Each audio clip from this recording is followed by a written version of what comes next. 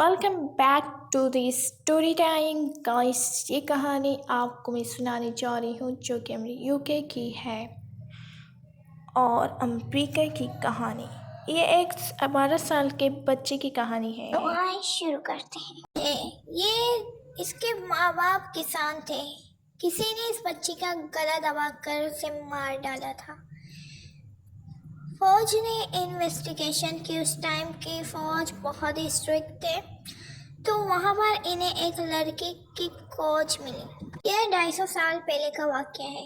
उस वक्त अमेरिका में हर चीज़ें बहुत ही ज़्यादा मुख्तलिफ थी। वहाँ के कानून भी बहुत ही ज़्यादा मुख्तलिफ थे। इस कहानी को आज शुरू करते हैं। ये एक लड़की की कहानी है। ये बड़ी मुश्किल हालात में पली बड़ी थी। इसकी माँ कई कई महीने इसे छोड़कर चली जाती थी और इसका बाप तो पहले से ही पता नहीं कहाँ था। ये बच्ची बहुत ही ज़्यादा डिप्रेशन में पली बड़ी थी।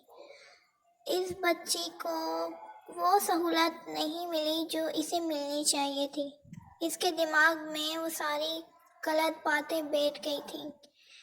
12 साल की बच्ची को मारा और उसके पास से एक सोने का लॉकेट चुरा के चली गई। लेकिन जब उसे जेल में बंद किया गया, 2 साल वो कस्टडी में रही उन बच्चों के साथ। लेकिन उसका दिमाग फिर भी दोबारा सही नहीं हुआ। वो ज़्यादा से ज़्यादा बुरी बनती गई। वो गलत चीज़ें सोचती थी।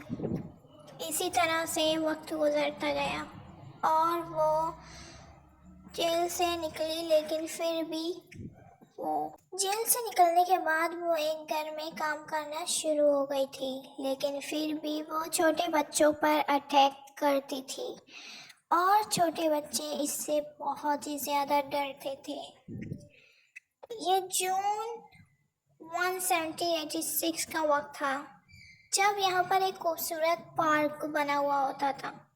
यहाँ पर बहुत सारे बच्चे एंजॉय करते और स्ट्रॉबेरी अपने बास्केट में जमा करते हैं। तो ऐना है, वो एक 6 साल के बच्चे के बास्केट से स्ट्रॉबेरी निकाल के अपने बास्केट में डाल देती है और वहाँ के जो लोग होते हैं वो इसे बहुत ही ज़्यादा डांटते हैं और ऐना को ये बात बहुत ही ज़्यादा बुरी लगती है। एक दिन ऐना को वो बच्चा 6 साल का वो ऐसे ही अकेले जाता हुआ नजर आता है। तो ऐना उसको अकेले देखकर उसका गला दबा देती है 6 साल की बच्ची का और वो वहीं पर ही दम तोड़ देती है अपना। और ये बात पुलिस को पता चलती, क्योंकि पुलिस को शक डायरेक्ट ऐना पर जाता है, क्योंकि ऐना से बच्चे बहुत ही ज़्यादा डरते हैं। पुलिस ऐना को अरेस्ट करते हैं, लेकिन ऐना कहती है कि मुझे 4 लड़के वहाँ पर जाते हुए दिखे। लेकिन पुलिस होशियार होती है। पुलिस ऐना की बात नहीं मानती और ऐना को अरेस्ट करती है। थोड़ी देर पूछताछ के बाद ऐना सब चीज़ें उगल देती है। पुलिस जब जो जज है उसे पेश किया जाता है कोर्ट में, तो ऐना बिल्कुल चुपचाप होती है। जज साहब भी ऐना की इस कहानी को सुन के 2-3 बार रो भी देते हैं।